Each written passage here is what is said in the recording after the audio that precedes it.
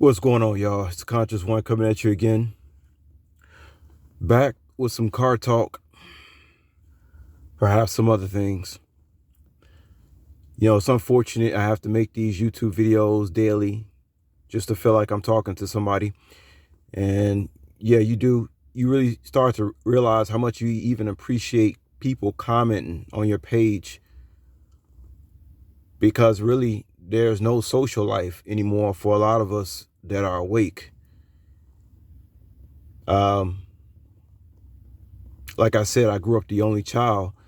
And it's almost like I was prepared for this. I was totally prepared to be within my own thoughts. However, I'm still human, and human are social creatures.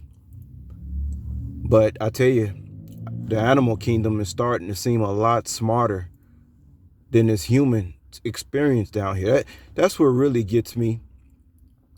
I'm starting to discover more and more how much animals are smarter than most humans. Growing up in school, they told us, animals are dumb. They just react off instinct. Well, I mean, really, you could say the same thing about these humans, these automatons, these NPCs. They're just reacting off instinct, their instinct, their NPC instinct. But actually, I find the instinct of animals to be much more intelligent than your average human being, because, you can't make a cat swim. You can't trick it. You can't come up with something on the news. You can't do any sign language. You can't scare the cat to make it swim. That cat does not swim, and that is by law. Now, I heard some cats can swim if you teach them to swim at a young age, but that's different. We're just talking about the nature of this animal kingdom down here.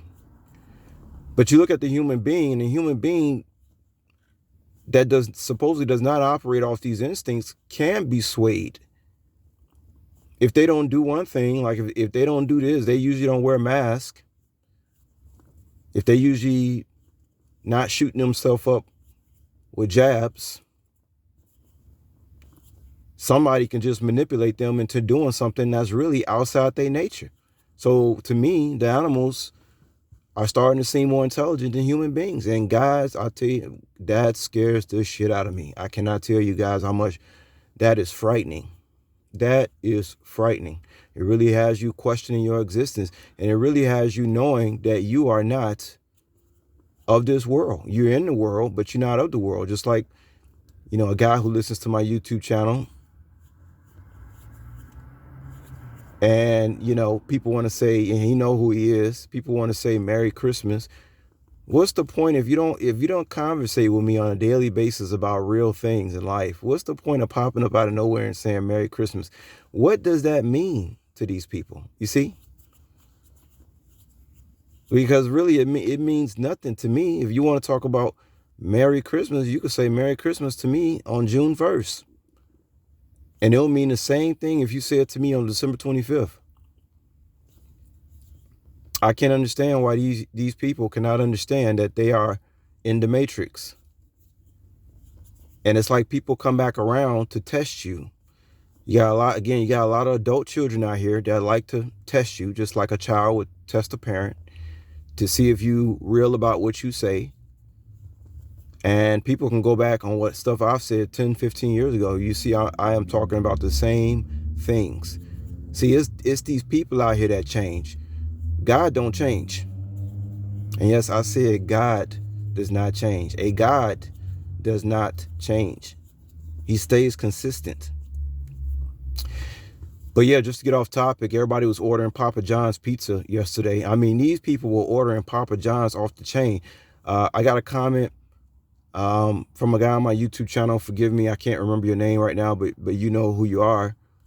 Can't remember if it was Joe Schmo or someone else, but they were telling me how Wendy's is actually disgusting, and how Burger King and Pizza Hut used to taste really good, especially in the mid-90s. Pizza Hut pan pizza was like you would slap your mama over a personal pan pizza back in the day. That's how good Pizza Hut was. I can still remember it now, that buttery crust with them perfectly roasted pepperonis. And again, that buttery crust. Hold on, guys. Yeah, city like New York, all you do is see EMT all over the place every day. But yeah, about this, to me, Burger King has the best restaurant food. What you talk about, Whopper fries and a shake, and their shakes taste like old school shakes from the 90s. Can't nobody beat Burger King. It's just like, stop playing. I don't even see how these McDonald's, Wendy's, that's for NPCs. If you really like burgers, fast food, you're gonna get a Whopper. That's just the bottom line. There's no sandwich that can beat the Whopper. I'm sorry. You crazy if you think so. You crazy. I don't care if they spray the taste on there or whatever they do. That shit tastes good, okay? And they fries are the best too. But yeah, guys, this car has been unbelievable. I spent $2,800 on a town car that had 266,000 miles on it. I have now driven 14,000 miles in 7 months. I have never did this much driving in my life in 7 months, 14,000 miles. So people want to know, man, your car is old. Nah, let me tell you, Lincoln Town Car is the car that you want. I could not get with no Corolla. I can't rock with no Toyota because it's just too small. I need the trunk space, and that's why I got a Lincoln Town Car.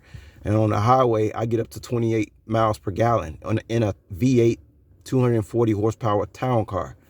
I strongly recommend a town car. Now, again, I just hit 280,000 miles yesterday, and I have bought so many things because I have to put my car in the shop and have one of these Asian guys. Y'all know how I feel about the Asians. I gotta have him fix up my car all at one time. So I got ignition coil packs, spark plugs. And by the way, you want to get the double iridium spark plugs. If you get double iridium spark plugs, your car will last another 100,000 miles without you having to worry about a tune-up. I don't care how old the car is.